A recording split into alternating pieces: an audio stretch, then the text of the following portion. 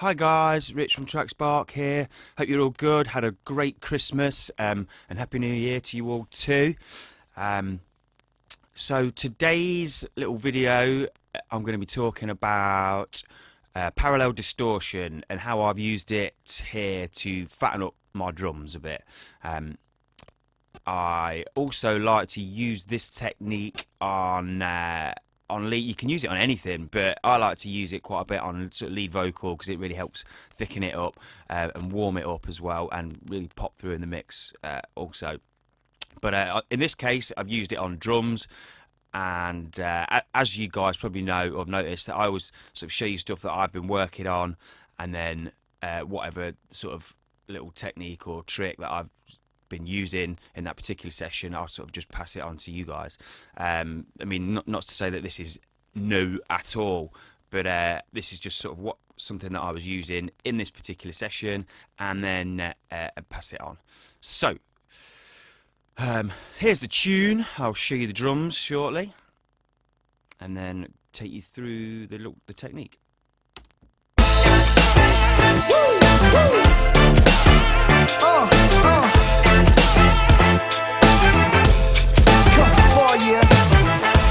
So it's a bit of a hip-hop tune. You didn't really need to hear the full tune, but I just thought I'd play it you in context. Here's all the drums.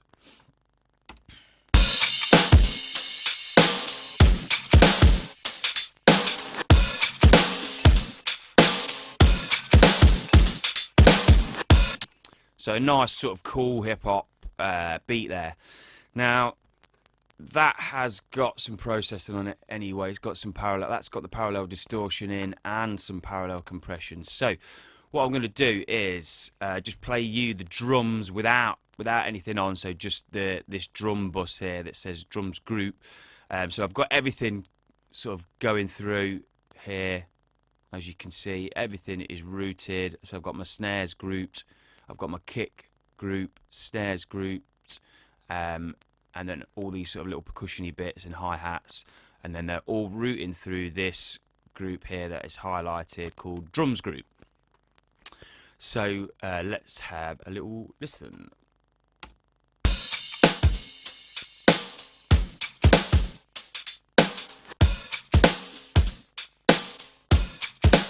I mean, they sound cool, but they sound a little bit thin at the moment. Just so you know, I've got this drums bus here, this drums group, going through another bus called all drums, which I've got my parallel distortion and compression going into. So I've got all my drums under one sort of fader, just for ease of control in the session. So anyway, back to the drums. Sound nice and cool, but a little bit thin. So I've got this parallel distortion. So let's have a listen. So let's just see. So I'm just going to bring. I'll tell you what. I'll bring the control panel up here. So I've got this plug-in here called Defacer, and all I'm using is this distortion knob here. So I'm not defacing it or anything like that. I've got it all panned just to this one sort of module here on the left. Excuse me. And I've cranked the distortion up, fully up, because I'm going to be sort of blending it in with the main signal, the main drum signal. It doesn't matter that I've gone really, really heavy on the distortion.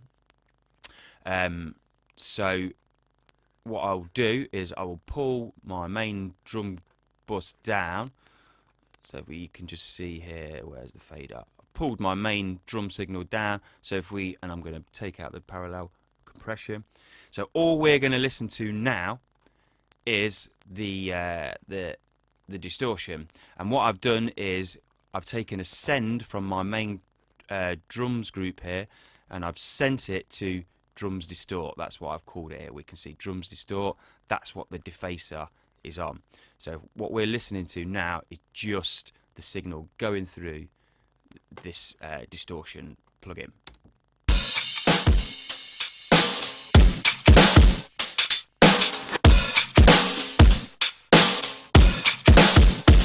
So it's quite sort of heavy and crunchy, I could go heavier on that, but I just like the way that it's fattening it up, and we've got some nice grunge in there. So it's not OTT, but it's nice and pretty thick, if you ask me. So I'm going to bring that down, and I'll bring up my main sort of drums bus again with nothing on it, and then we'll blend in the parallel distortion.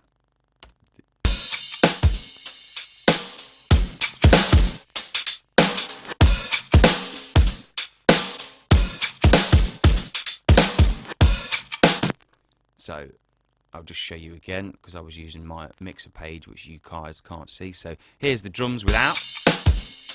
I'm just going to bring up the distortion.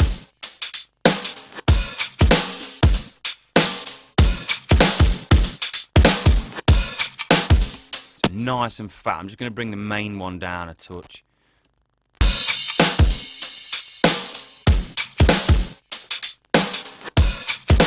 So without.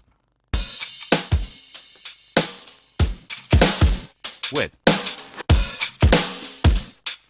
So obviously it's louder, but we can also feel that it's much thicker and fatter, and it's got a nice sort of vibe to it now. Now if I put in my parallel compression as well, so I'll unmute that, and then I'm just going to take out my parallel distortion. So now I've just got my main drums and my parallel compression. I won't go into it. It's exactly the same sort of technique, but I'm using a compressor sort of on overload as well. But so without the parallel compression, with, so we can just hear that it's sort of warmed it up a bit, but we've got a little bit more, obviously, thickness and a bit more bounce to it. Now I'm going to get again. I'm going to bring in my distortion.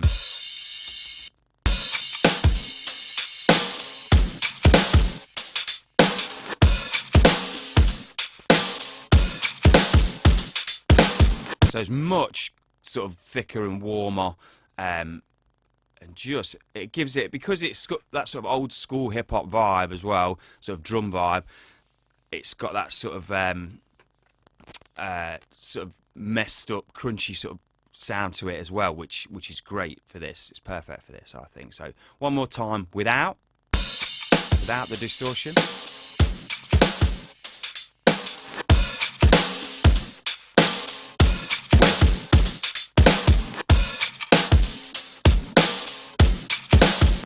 So there you go.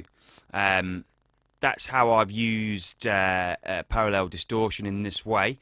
Now, just one other thing to sort of quickly say.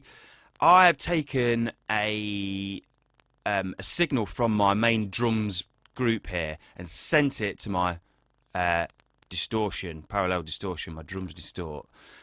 So the whole of that drums mix is going sort of directly into the distortion, and so it's that signal, it's that sort of one signal, I guess. The other way you can do it is, if I didn't want to sort of do the whole mix, or I wanted more of the kick and more of the snare, or etc., less hats, I could do it a totally different way.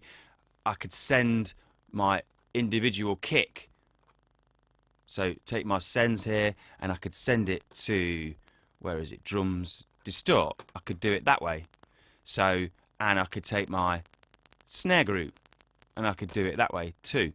So where is it, drums distort, there we go, and turn it on. So now I've only got my kick and my snares go into my parallel distortion, if that makes sense. And so I can create a different balance of drums into the distortion that way. So that's always a useful sort of trick to try as well. So there you go, guys. I hope that was quite useful for you.